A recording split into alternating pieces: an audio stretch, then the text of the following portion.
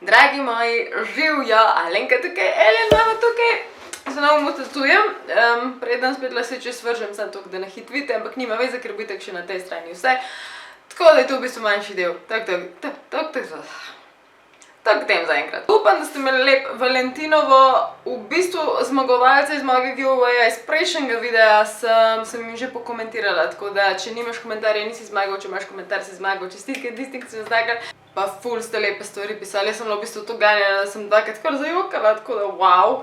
Zdaj pa stvar taka, moj prejšnji video je bil o slovenskih true crimih in vmes mislim, da mi nekdo, pa ne vem kdo, randomly poslal tole o tej ženski Danki, ki je bila misteriozno zgubljena na Krku in je izgubila spomin in nič ni bilo jasen.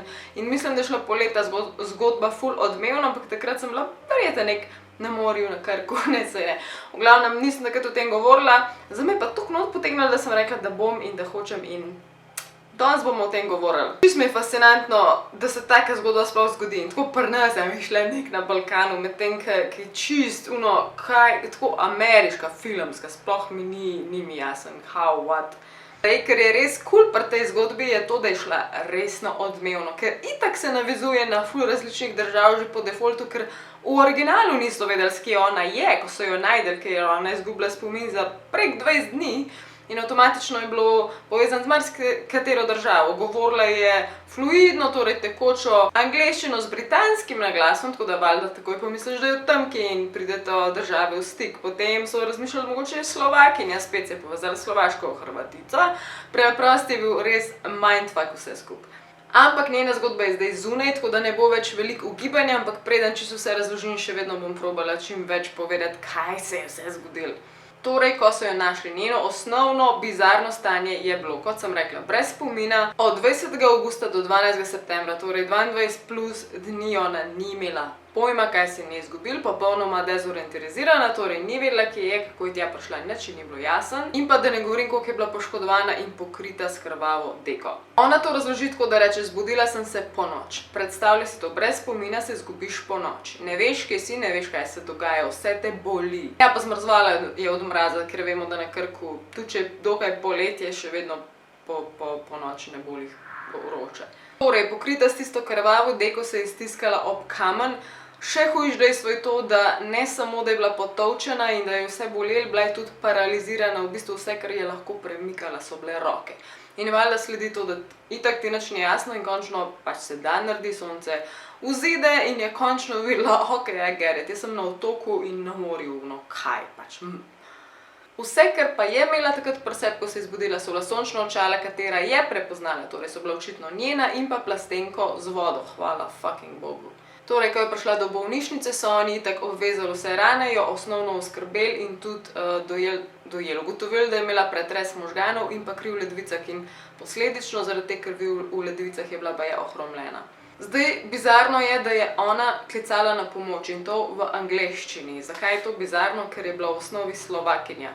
Drla se je v angleščini, ker se ni spomnila svojega lastnega osnovnega slovaškega jezika. Torej, gre za žensko iz Slovaške, zdaj že vemo, ampak zdaj, da povem za kontekst, njen nickname je Danka, to se pri nas malo čudno sliši, ampak ok, in ker je pa res fascinantno je pa to, da je bila oziroma je oblikovalka nakita, ampak ne katerega koli, ampak tistega, ki so uporabljali ljudje iz serije Friends, se pravi dejansko Friendsi, in pa Brigitte Bardot, pa Barbara Streisand, tako res damn girl. 24 let je živela v Ameriki in je bila poročena s filmskim producentom, ne vem katerim, ampak katera zgodba, resno, ampak pa se je normalno preselila nazaj k koreninam na Slovaško. Odločila se je, da bo naprej z delom nadaljevala na Slovaškem, ampak je zelo kmalu ugotovila, da je to zelo težko in preprosto ni šlo in se je odločila, da mogoče je za njo boljša pot, da gre v Španijo. Očitno je tam videla neko perspektivo in je najela agencijo, neko random agencijo iz Slovaške. Problem je, da se ne spomne katero. Če bi se spomnila, bi to zdaj vedeli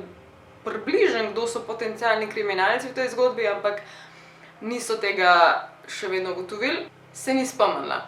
In dejansko zadnji moment, ki se ga spominja, je to, da so jo prišli dvigant pred vrata domov, očitno je to taka storitev, zelo konkretna, To je ena stvar, katera se spomnim, potem se ne spomne nič več. Zdaj imamo njeno polno ime, to je Daniela Adamcova in spominja se takrat, da so po njo prišli okrog polnoči. Ker agencija pride pote okrog polnoči? Vse, kar se spominja glede te agencije, prav, da je verjetno nekaj imel spominu, da je neki vzhod Slovaške.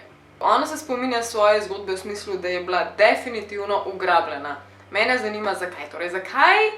Ne vem, moraš še trikrat preveriti, če kakšen organ manjka, ampak zakaj drugače so jo ugrabili, ne vem, ker vse, kar si potem še priklicalo v spomin, so bili 3 dodatni obrazi, 3 dodatni ljudje in ne bi se spomnila, da je bila na čolnu skupaj z 2 moškima in 1 žensko. Ko pa so prišli na ta otok, predvidevam, da dejansko Krk, jo je pa tam čakal še en moški, ampak me zanima, zakaj.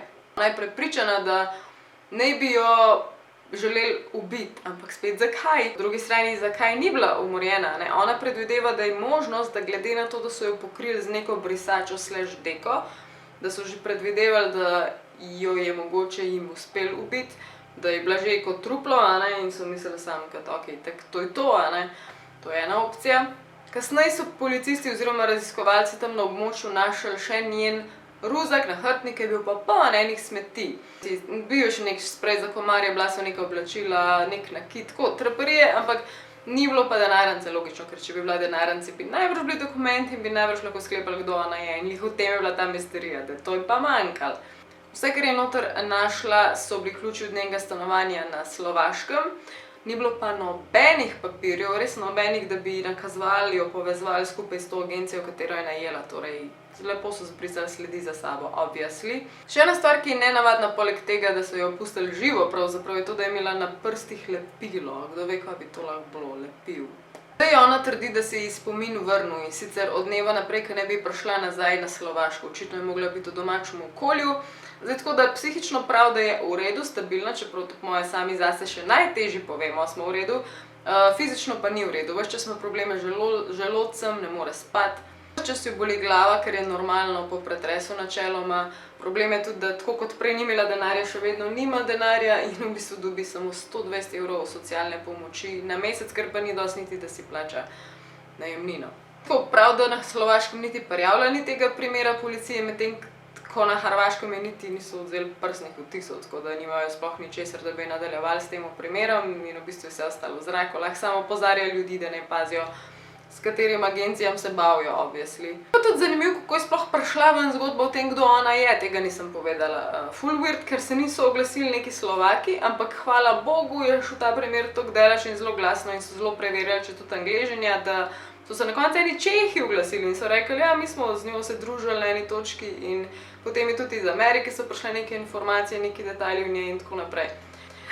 Če bil tudi v tem, ker ona na Slovaškem, čeprav je tam originalno doma, res nima neke familije, oziroma ne bi imela nikogar, samo sestro, s to sestro pa praktično nista v kontaktu, tako da tudi iz tega razloga jo tam nihče ni prepoznal. Ta mozaik se je konec konca, hvala Bogu, sestavil skup, čeprav zgodba je grozna. Meni, če se bi to zgodilo, jaz bi travmatično živela do konca svojih dni, mislim, res nikoli, nekdo te je prišel na dom ugrabiti, ampak meni je bilo še vedno najbolj fascinantna stvar, da sem živa, kako sem jaz živa, zakaj so mi živo pustili in kaj so mi vzeli, ne štekam, jaz tega ne razumem. Kaj sploh bilo to, ne vem, a kdo ve? V glavnem, dragi moji, to je to za ta true crime, v bistvu je bil to true crime, tak ful zanimiv true crime, ker dejansko ni treba, da je nekdo umrl, vse ne, da ni grozen, ampak hvala Bogu noben je umrl, pa rešen je, oziroma ni konkretno rešen, ampak približno zaključek imamo, ne. Alien mama out, pridni bote, radi se imejte, aj čau. Bye!